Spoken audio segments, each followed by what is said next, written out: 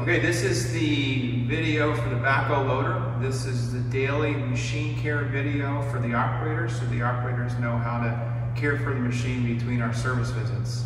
My name is Doug Taylor. I'm the president of Earthborn. Earthborn is the supplier of this equipment, and Earthborn is the primary servicing company for this equipment. The purpose of this video is to give the operator and the crew a list of things to do each day to make sure the machine is running at its best, to eliminate as many breakdowns as possible, and to make the machine last as long as we can. This video is going to be inside the machines. There's a QR code. There's actually two QR codes up there. One QR code is for the operation of the machine, which controls, work which different things, and the other video is this video here, and you should be able to jump around in different parts of the video if you forget how to do something. But on here is our phone number, and that phone number will get you to our Uptime Center, and it's our Uptime Center's job to answer any of your questions, help you out with breakdowns. Either we'll send somebody out from our team, or we'll walk you through how to fix it over the phone, or we'll make all the arrangements for you with the local repair shop. So the local repair shop will come out, we'll give them the directions on how to do the repair, and then we'll follow up with them when it's done to make sure everything was done right. But yeah, we do all of your service coordination for you, and all the information's up there. So delivered with each machine is the operator's manual from JCB that has a lot of good content in it. It's a great resource. And then there's a delivery binder here. I just want to go over the contents of the delivery binder with you. The delivery binder on the first page has our contact lists of all the people that were involved with getting the machine delivered to you. Probably the bottom number, the Uptime Center Manager, this number, this 215-442-3318 number, is the most important number. That's the number you call if you have any breakdowns, any comments, any concerns. Next page here, these are the QR codes that are in the machine in case you want to bring these videos up again. Then we've basically gone through the book, and we picked out all the key stuff that we think that you'll need to reference on an ongoing basis. Here are all the grease fittings on the back of the machine, all the grease fittings on the front of the machine. Here's how you grease up the wear pads with the dry grease. Here is the instrument panel, including all of the warning lights, pictures of the warning lights, what the warning lights mean. Some of the warning lights are pretty simple. If the battery light comes on, that means the battery isn't charging. Most of the time it's just an alternator belt that's loose or a battery terminal that's loose. Here is the tire pressures for your front tires and your rear tires on a backhoe loader. You have to make sure that you've got the right tire and the right size, and it'll tell you the pressure. Here's your fluids, lubricants, and capacities page. This goes through what kind of oil you have in your engine, your hydraulic system, what kind of grease you use. All the details are on this page and how much is on there. And then what we've got is we've got our daily checklist. So you can see that this is the daily inspection. It's done prior to operation. It's done while the machine is cold. You're going to go line by line. Usually do this at the beginning or the end of the day, and check off each day that you do each line. This is good for a week. There will be 52 of these in the book, and when we come back for our annual inspections, we'll go through this book together. We'll look at the machine, we'll look at the wear and tear. We'll determine if there's anything else the operator can be doing or looking at, between our visits to help make the machine last longer and not wear, quite as fast. So this is a great tool to kind of keep everybody on the same page. Okay, the backhoe loader, to do the daily maintenance, there's just a handful of tools that you have to have on hand. A grease gun. There's a grease gun spot on the machine where you can put the gun, but that's something you're going to probably use every day, every 8 hours of operation anyway. You've got an air nozzle for an air compressor to help keep the clean machine. We'll go over that a little bit. And a garden hose. I don't like to use a pressure washer when I'm cleaning the debris out around the engine. There's just too many electrical components, so we like to just use a garden hose. Okay, I want to go over the cold checks first. So I definitely like doing most of these checks at the beginning of the day while the machine is still cold. This first check, we're going to go over checking the oil, topping off the oil, show you some of the filters under the hood. But before we get started with the backhoe, we need to get the load arms up in the air. And before you lift the hood or you start working, in the engine compartment area, you want to secure the loader arms so they can't come down. So you have this red piece of steel here, and what I'll do is I'll show you how this works. So this just gets stored here. You pull these two little clips, and then you pull this out. You grab on here, you step, pull yourself up. And then you put this over top of the hydraulic cylinder like this.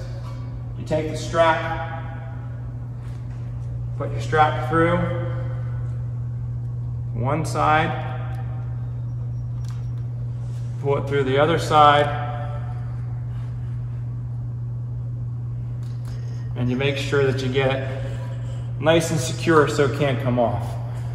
This way, if somebody jumps in the cab while you are working under the hood, they can't hit a control by accident and have the loader arms come down. Or if you remove a hose, you don't have to worry about the loader arms coming down. This gets the loader arms secure and in the air. What I like to do, if I'm going to be working on it for a while, is I'll also come in and I'll lower the loader arms a little bit so that they're resting.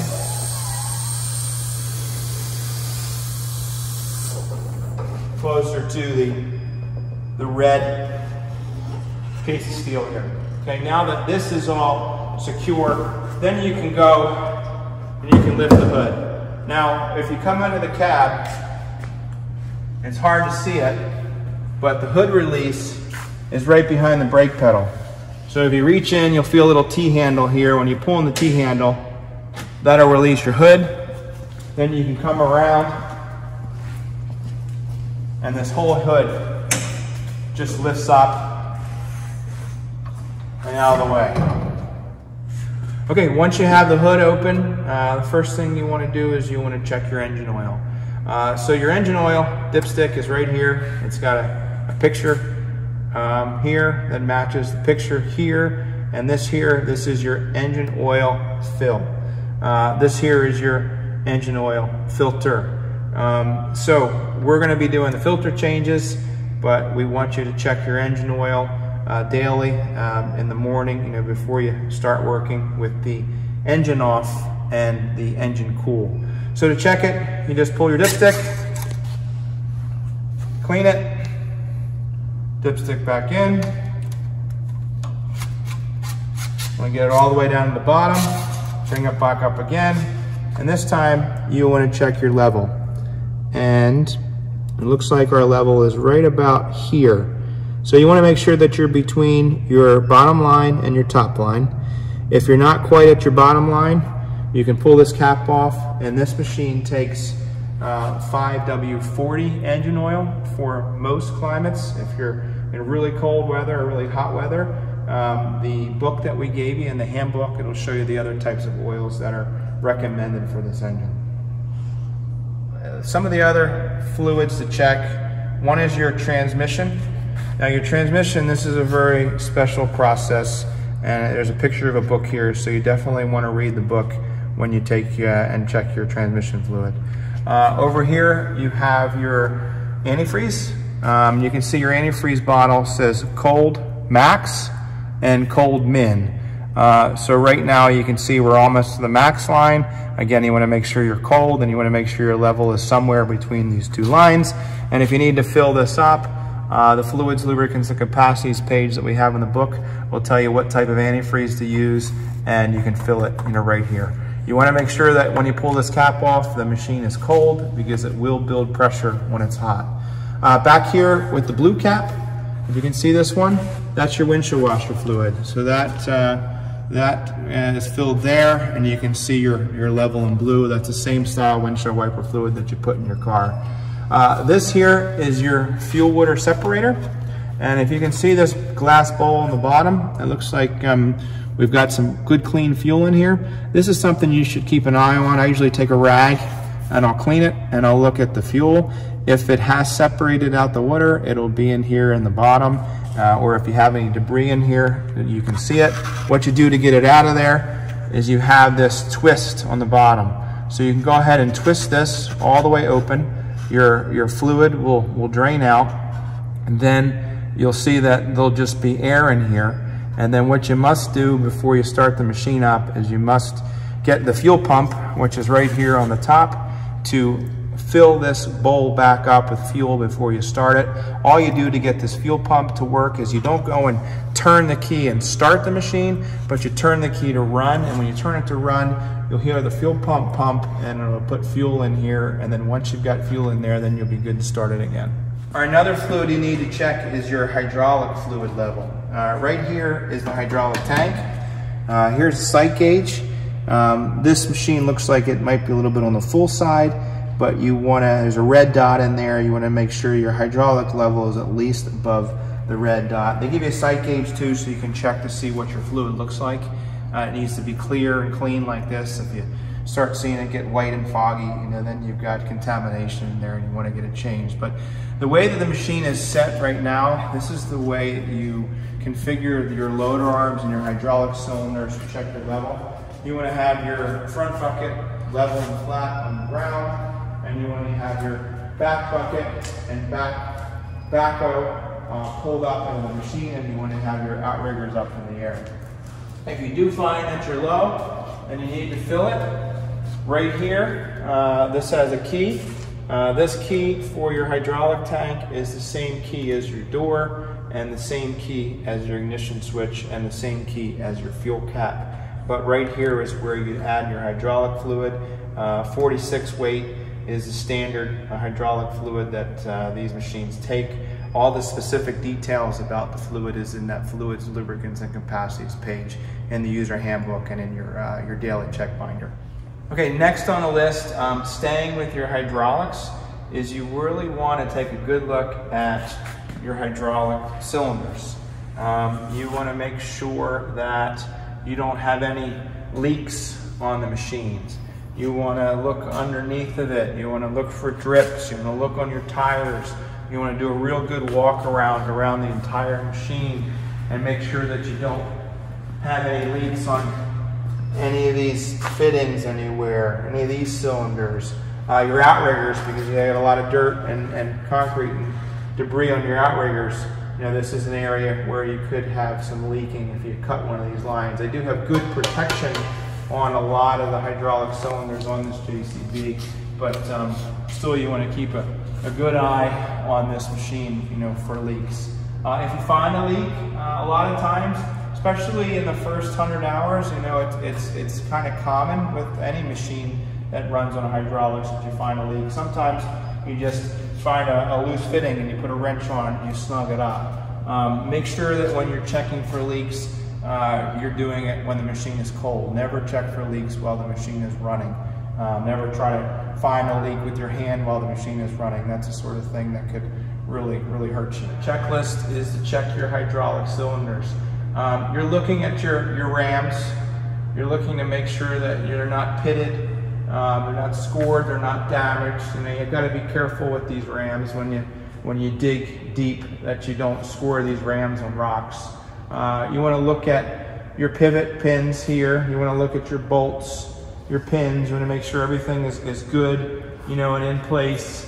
And you want to go around the whole machine, and look at, all those big monster pins and hydraulic cylinders. Check to make sure that they all look good, they're all secure, nothing's falling off, and you don't have any leaks on your hydraulic rams. And then of course you want to look underneath your engine, underneath your transmission, make sure you've got no fluid leaks anywhere on the machine. Okay, the next item on the list is greasing. Grease gun, they've got a nice holder for it up here on the top of the engine. You can see those two silver clips, so it'll always be with the machine if you want to use it. But this machine requires grease about every 8 hours of operation. I usually like to grease it at the end of the day. The reason I do it at the end of the day is these fittings these bushings, these pins are warmer. So when you go and you try to grease, the grease flows better and faster because it warms the grease right up and it gets the grease right where it needs to go. But as we look around on this machine, basically everywhere there is a pivot point, there's going to be a grease fitting. The book that we gave you shows you a couple diagrams of all the grease fittings.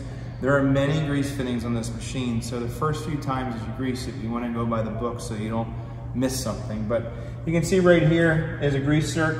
You want to make sure that you clean these off first before you put your gun on it. But these machines, they take a good high performance grease. A good type 2 grease is about all you need. But I'll walk you around real quick and show you, some of the fittings and where they are. Of course, all the obvious points that move, there's fittings. You can see some of these fittings are inside the pins. Some of these fittings that are down here real low, a tool that you want to have is a screwdriver, so you can get in there and you can clean up the dirt, get your rag on the fitting, clean your fitting off, and then put your gun on it. But as you go through here, you've got grease zerks here, grease zerks here, and all the way around to the back. You have grease zerks on all of these pivot points here. This outrigger, you'll have to put the outrigger down to get most of the grease fittings. All the area in here, you want to make sure that you use the book, but you can see you've got grease fittings here, grease fittings here. Again, everywhere where it pivots and moves. To get the grease fittings here, you have to get the boom down. So right now, we've got it down some, but if you want to be able to get those fittings without using a ladder, basically just take the bucket, curl it the other way, bring it down lower, and then you can get, on all the grease fittings of the machine. This here, this slider is what the boom, the inner boom slides on the outer boom to get the boom in and out to give you more reach. You can see that there's a dark color here. This is actually a grease that's painted on and it's left to dry. It can be sprayed on and left to dry. This is a dry grease. You don't ever want to put wet grease on there, because you put wet grease on, that'll hold the dirt. The dirt will go up inside. All these wear pads that are in here, it'll start wearing the wear pads out and your boom will be sloppy. These bolts here, these are how you adjust the wear pads, 1, 2, 3, and 4 on both sides. That's something that you want to have a look at in the book. There's a procedure for it, but as you use this and as the machine ages, those wear pads will get worn out. But make sure you use the dry grease that JCB provides. These fittings down here, you can see that these grease zerks are all right here. These, you got to be careful, these grease zerks, when you get down in the dirt, sometimes you knock them off. So it's a good thing to have some extras around. These just unscrew, you put new ones in, and then you can get the grease in. But there's a lot of fittings on this machine. You want to make sure that you put it on here, you pump it up, and that they all take grease. If they're not taking grease, again, get it warmed up, use it a bunch to try to get some heat going. And then sometimes you've got to rotate the cylinder, rotate the bucket, move it to a different position, while you're trying to pump it, and then you have to find that spot where it will take grease. But if it doesn't take grease in all the areas, chances are you might have a grease fitting or something that's clogged up because you had dirt on it. You put this on with dirt, and you push the dirt inside, and you clogged it up. So that's a little bit about greasing. Good. All right, next item on the list are your attachments. So in this case, you got a front bucket and a rear bucket. The big things on here is you want to just double check your pins every day, double check the bolts and the end of the pins. Make sure your pins are going all the way through so that your buckets are secure and they're not going to come off. You also want to check your wear items. This big bucket here has got a large cut edge on it, and you can see the cut edge is bolted on, and it's a reversible cut edge. So you'll know, if you come over here, you'll know that it's worn, and you'll start seeing, the corners get worn off, and then you'll start seeing that this becomes the primary edge. This is much stronger steel than this, so you want to make sure that you take your bolts off and you flip it around 180 degrees, and then it'll give you twice the life on your cutting edge. So we come to the back of the machine real quick.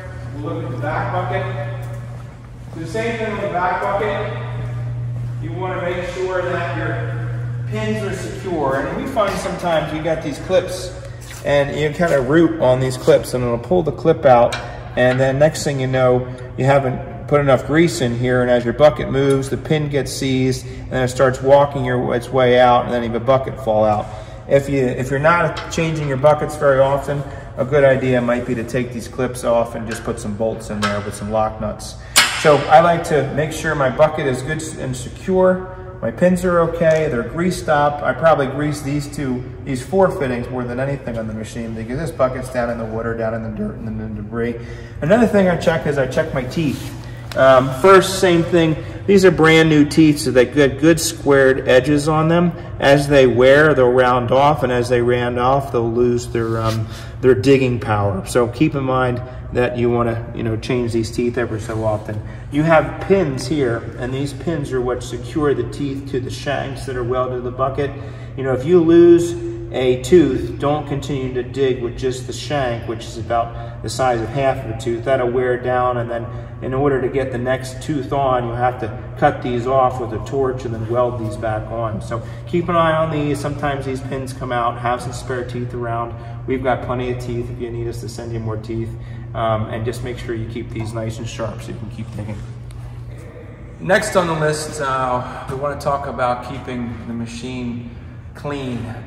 What I mean by clean is keeping the heavy debris, out of the pivot points on the machine, and keeping the debris out of the engine compartment and some of the other areas, where it can collect.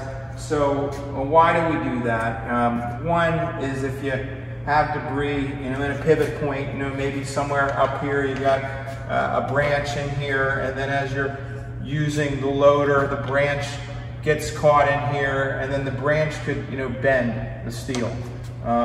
If you've got debris collecting in here, you can see you've got some electrical lines, you've got some rubber lines in here. When you have the debris in there, it just holds the moisture in, and then the rubber dry rots, the electric corrodes. So you want to make sure that, daily you take an airline on a compressed air tank, and you really go around and you blow out, all the leaves, all the debris, all the dirt, all the mud. You take a shovel and you clean out, around your wheels if you have to. You get in here, this is a spot. I've certainly seen some rocks get caught in here, and then as you pull up your outriggers, the rocks get pinched and they can do damage to your cylinders. But get in all here and down in here. This is a good one. These hoses here, they're pretty well protected by the steel on the back of the boom, but if you're working in sandy soil and you get sandy mud in there, and all those hoses are moving as you're coming back and forth, that sand acts as an abrasive, and that's going to really accelerate the wear on these hoses. They're going to wear and they're going to fray, from all the sand and debris that's in there. So you really want to get in here and clean out, daily on the machine. Okay, the next item on the list is keeping your airflow clean. Now, all the cooling packs here that cool all the fluids.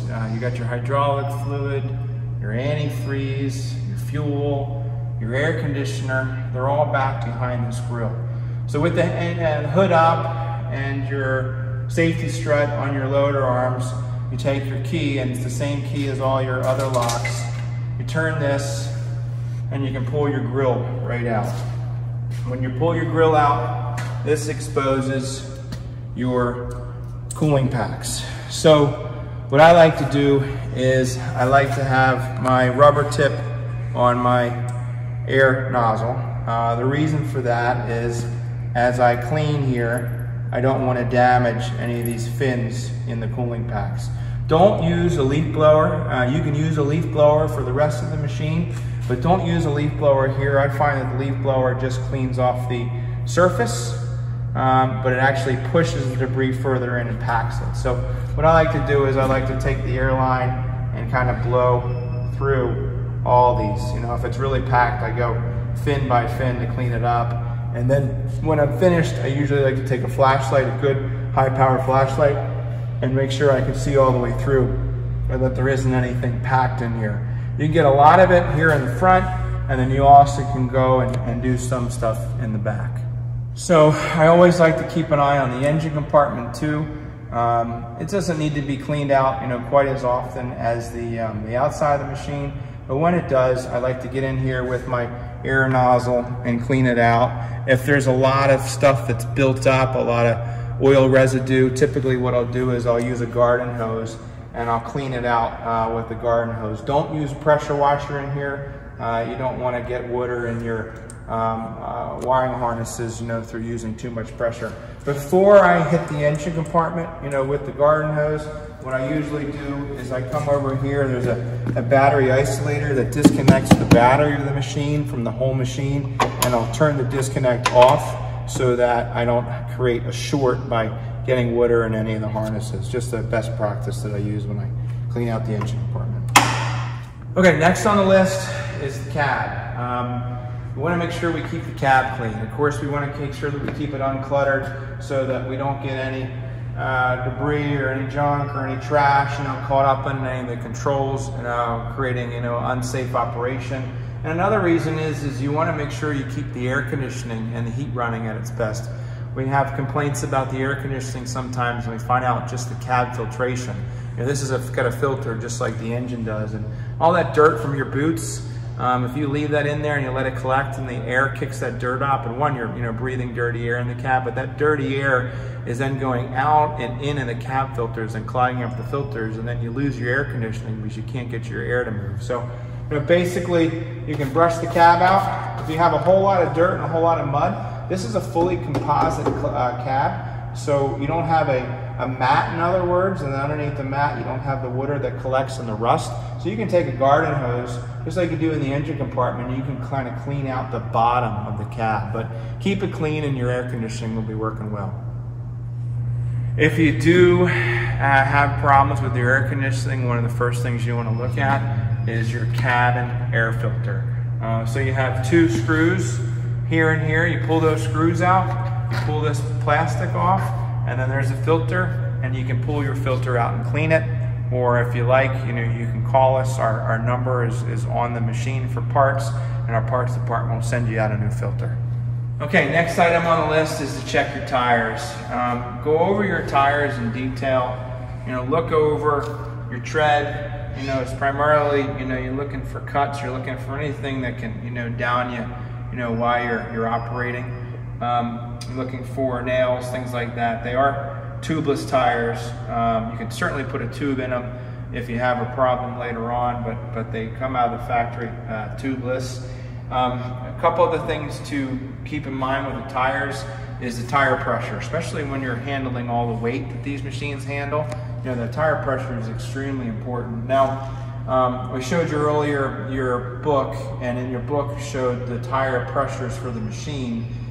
They're different than the tire pressures that are on the side of the tires. So when you do monitor your pressure, you check your pressure and you add and take out air, don't use the tire pressure that's on the side of the tires. Make sure you use the tire pressure that's in the user handbook or the daily checklist that we gave you. Another thing you want to take a look at, especially when the machine is brand new, is your lug nuts. You want to make sure that, you know, these are tight. I like to put a torque wrench on here and torque them up to the torque specs that are in the book at 50 hours, again at 100 hours. And then I like to kind of monitor them after. I'm looking for any rust that's around them, meaning that they're loose. I'm, you know, looking to see if they've come off, you know, the threads any. But I do a visual inspection, you know, of all the lug nuts on a regular basis when I'm walking around the machine. Next on the list is you should just walk around the machine and check for any damages. You know, anything that could be coming loose, that could come off, you know, while you're operating. So I like to walk around and check for damages. I like to look for, you know, loose parts, just anything that could become a problem. So I'll walk all the way around the machine to do that. The next item on the list is I really focus on the cab. You know, this is a rock structure, so it's got rollover protection. So you really want to look at all your posts, look at all your paint, make sure you don't see any cracks, you don't see any damage to it, and you don't see where anything's run into it. I like to do a full inspection on the cab before I start operating. And while I'm looking at the cab, I'm taking a real close look at all the glass. I want to make sure there's no damage on any of the glass. I want to make sure that all the glass is secure and tight, all the latches work the way that they should. This machine's got a pretty interesting way to open it up that I'm sure is in the manual, that you can see how to open up the cab. But there are a lot of latches, and you want to make sure your latches are all securely set, especially if you're going to go driving down the road or if you're going to trailer this machine from one location to another. Not only you want to make sure the latches are good on the glass, but you want to make sure all your doors are locked so your doors don't come flying open as you go down the road. Okay, almost done the cold checks. I get into the cab, and the first thing I do with the cab is I check the parking brake. I put my foot on the standard brake, and I release the trigger here, and I pull down the brake, and I make sure that as I pull it up, it's nice and tight and secure. Maybe if I'm on a hill a little bit, I pull the parking brake on and I release my foot from the foot brake, and I see if the machine will roll any. Just make sure that you're clear and there's nothing in front of you, back of you, or around you when you do test it. If it's not holding, if it's not strong enough, say you're on a really steep hill or you have a lot of weight in the bucket, you can pull the trigger, release it, and then you can turn it. And as you turn this tightens up your parking brake. And if it's still not tight, you can turn it a little bit more. But one direction turns it, and the other direction loosens it. But you pull back on it, and you're nice and tight. Next test is a running test. So I like to start the machine up, and when I turn the machine on, the first thing I like to do is I like to monitor all the gauges. I let the machine warm up. I make sure that any of the lights that turned on when I started it, turn off. If there's any lights on that are trouble lights, go to that book, go to the daily maintenance book that you're using to check off all these items as you go through it every day, and try to compare the icon to the icon in there, and a lot of times it'll tell you what to do. A lot of times it's pretty simple. If it's not one of the simple ones, certainly give us a call, and our National Uptime Center will walk you through how to fix it and what to do. Okay, with the machine running, the next thing I like to do is I like to try all the controls. I run everything on the machine. I'm watching the controls, I'm watching the buckets, I'm watching all the pivot points, I'm making sure everything is moving the way that it should. I'm listening to the machine, I'm making sure that it sounds okay and there's no unusual noises. And if it's okay, then I start to work. If there's any problems with the machine, or there's any questions or concerns, again, we've got our QR codes here, we've got our phone numbers here, but we're here for you with whatever you need. If you have a breakdown, we'll either send out a technician if it's something that is immediate. If it's something that can wait until we come out to our annual service, we'll do that. If we need to call somebody locally, we'll arrange all that for you. We'll find a vendor, we'll call the vendor, we'll give them the instructions, we will have them come out, we'll facilitate the repair, then when the repair is done, we'll make sure the repair is done right. But yeah, any questions, we're Earthborn, and we're here to help. Thank you.